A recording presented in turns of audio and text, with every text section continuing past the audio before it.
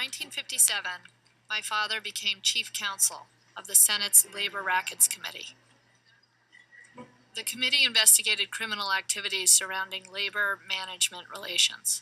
Did you say that SOB will break his back? Who? You. Say to who? To anyone.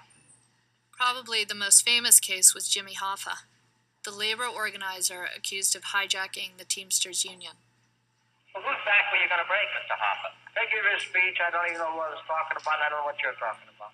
He thought the working man was getting a raw deal and that the Teamsters Union was corrupt and it was wrecking the lives of so many people. Mommy was there almost every day, supporting Daddy.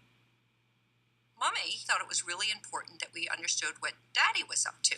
So, for instance, oftentimes, rather than take me to the playground where we could go on the seesaw, she took me to the Senate Racket Committee hearings. And so some of my first words were, I refuse to answer that question on the grounds that it may tend to incriminate me. Well, I think it might have been a little over their heads, but it gave them a taste, I think, of what their daddy did.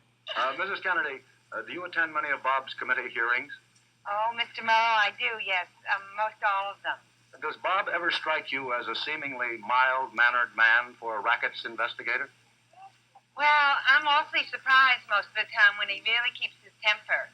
You know, when witnesses aren't telling the truth and being quite frank, or when they take the Fifth Amendment so often. I think it's really amazing that he does so well.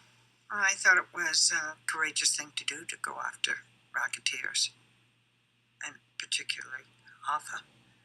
It had its consequences on the family. They had thrown acid into the eyes of a journalist from the New York Post, and they said, we're going to do the same to your children. They were trying to intimidate Daddy. And so there was a period of time when we were going to Our Lady of Victory School. We couldn't leave with all the other kids. We'd had to go up into the principal's office and wait for Mommy to pick us up because it was supposed to be too dangerous for us to just to walk out of school. She was not afraid of that. She was not going to be turned around. She was not going to be made to hide. I think her inner skakel came out, and she was emboldened, and I think that helped my father through that difficult time.